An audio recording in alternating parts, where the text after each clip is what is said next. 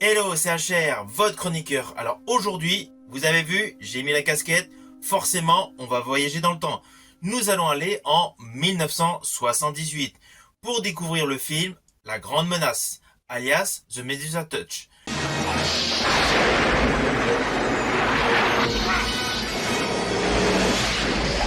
Avant d'aller plus loin, n'oublie pas, petit pouce vers le haut, la petite cloche. Pense à partager la vidéo si elle te plaît. Let's go! In ancient legend, Medusa was one of the three Gorgon monsters.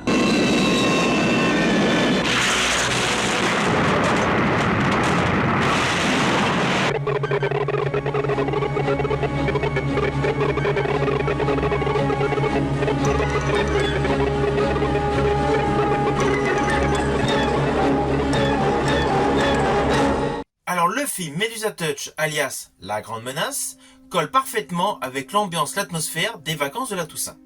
Ce n'est pas un film d'horreur, ce n'est pas un film d'épouvante, mais c'est un film qui se situe entre le policier et l'horreur.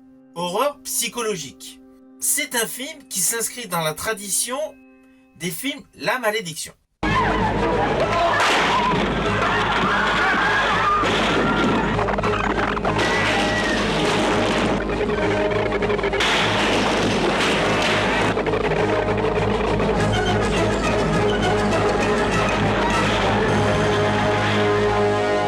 Alors la scène d'ouverture du film est tonitruante car nous découvrons immédiatement Richard Burton qui est en train d'être assassiné tandis qu'il regarde la télé, peut-être une prochaine catastrophe.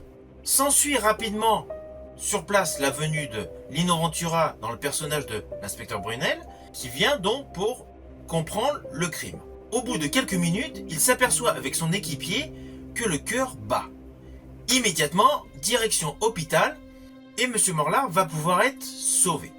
Enfin sauvé. Il est avec un bandage tout autour de la tête, car il a été fracassé au niveau du crâne. Il a des tuyaux, il a envie, certes, mais il ne peut rien dire, il ne voit personne. Enfin, il est dans, on va dire, il est dans le coltard. Et c'est là que l'histoire débute. De ce fait, le film commence comme une enquête policière. Enquête policière, on a l'habitude de voir Lino Ventura interpréter un policier. Personnellement, je l'avais adoré dans Garde à vue.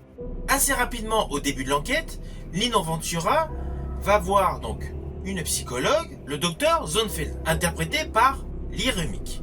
L'histoire prend enfin son essor à partir du début des échanges entre ces deux protagonistes. Alors Lee Remick étant la psychologue de Richard Burton, qui interprète donc M. Morlard, raconte tous les différents échanges qu'elle a pu avoir avec lui à Lino Ventura au fil de son enquête, pour essayer de deviner, de percevoir qui a pu avoir un mobile pour le tuer. Jusque-là, tout est conventionnel. On peut même préciser que c'est une enquête plutôt mollassonne au début. C'est assez classique. Mais au fur et à mesure du déroulé de l'histoire, avec les échanges entre Lino Ventura et Lee Remick, on s'aperçoit que le film bascule vers un champ horrifique. Au fur et à mesure des échanges entre le personnage interprété par Lee Remick et le personnage interprété par Lino Ventura, on s'aperçoit que le personnage interprété par Richard Burton, c'est-à-dire M. Morlard, n'est pas anodin. Il est très particulier. En fait, toute sa jeunesse et toute sa vie a été émaillée d'événements très étonnants, très stupéfiants, mais également avec une sensation de surnaturel. D'où le changement de cap du film. Je ne vais pas aller pour l'instant plus loin dans l'histoire, mais sachez que la première partie du film est plus enquête policière, suspense. La deuxième partie du film, c'est une montée crescendo vers l'horreur. Mais l'horreur plus frisson surnaturel. Alors le casting. Richard Burton, qui interprète donc le premier rôle dans le film La Grande Menace, sortait d'un succès précédent, datant de 1977, L'Exorciste 2, l'hérétique.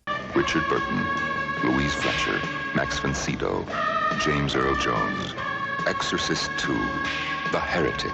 Alors même si L'Exorciste 2, selon moi, est très loin d'être le meilleur de la saga, Richard Burton, aux yeux du public, venait d'incarner un prêtre se battant contre les forces du mal. Face à lui, dans le film La Grande Menace, on retrouve Lee Remick qui sortait également d'un film horrifique, La Malédiction de Richard Donner. A human child. Don't let him kill me.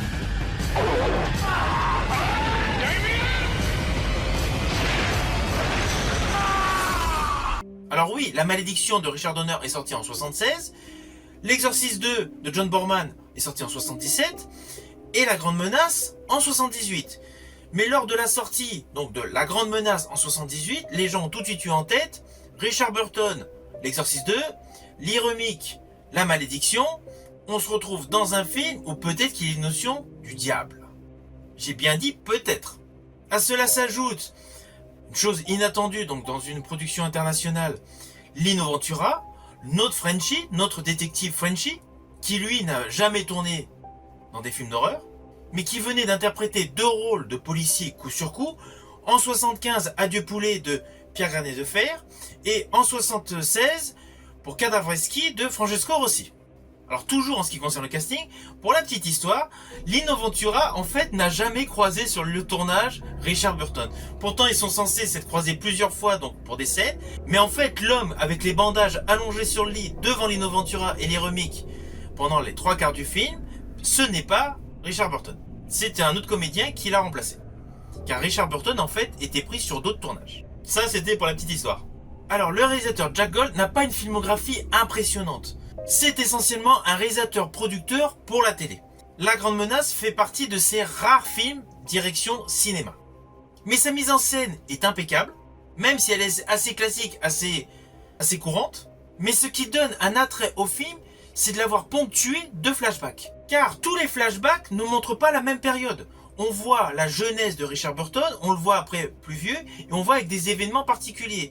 En plus, il y a d'autres interprètes comme Derek Jacobi, qui intervient auprès de Lino Ventura pour raconter un autre fait, racontant lui-même donc un flashback, assurant ainsi plusieurs ajustements, assurant une cohérence au récit global. Ce qui pousse volontairement le personnage de Lino Ventura vers une prise de conscience spirituelle. Ce qui n'est pas le cas habituellement dans les polars, d'où la connotation surnaturelle. Ce n'est pas pour ça que l'on bascule vers un film d'horreur, mais ce film pose une certaine réflexion, notamment sur les dangers du nucléaire. À la réalisation de Jack Gold s'ajoutent des dialogues très bien écrits, une histoire palpitante, des personnages très bien construits, les interprètes sont géniaux, et Richard Burton est complètement habité par son personnage. On a la trouille en regardant droit dans les yeux. Quant aux effets spéciaux, alors oui, le film date de 78, donc ce n'est pas Avatar 2, c'est évident en termes d'effets spéciaux. Il a très mal vieilli, on va pas se mentir.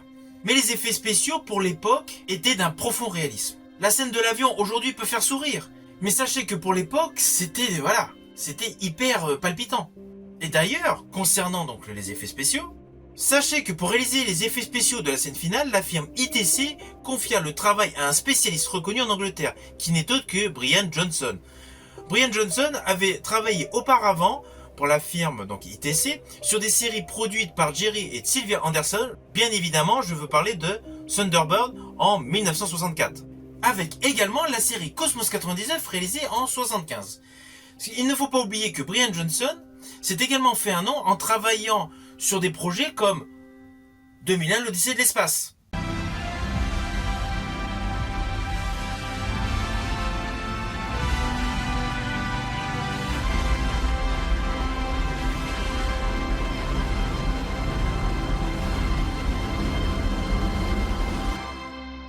Et sur le film Quand les dinosaures dominaient le monde de 1969. Mais n'oublions pas qu'après La Grande Menace, il a également travaillé sur les maquettes d'Alien de Ridley Scott de 1979 et évidemment de L'Empire contre-attaque de 1980.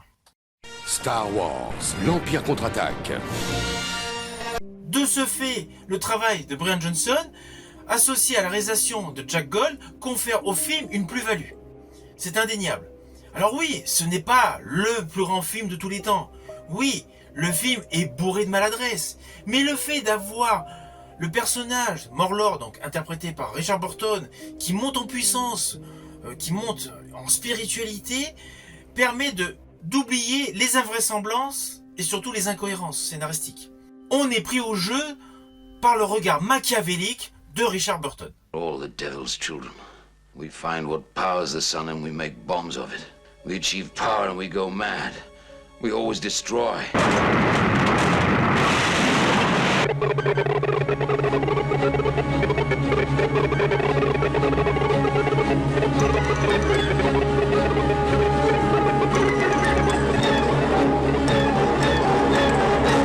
Alors au final, le film The Medusa Touch, alias La Grande Menace, est un beau film.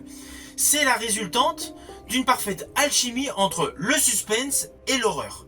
C'est un film que je vous conseille à découvrir si vous ne le connaissez pas, à le redécouvrir si vous l'avez déjà vu, car vous pouvez le voir sur Amazon Prime avec une très belle qualité d'image. De surcroît, il colle parfaitement avec l'ambiance des vacances de la Toussaint. Je vous dis à bientôt pour une prochaine chronique.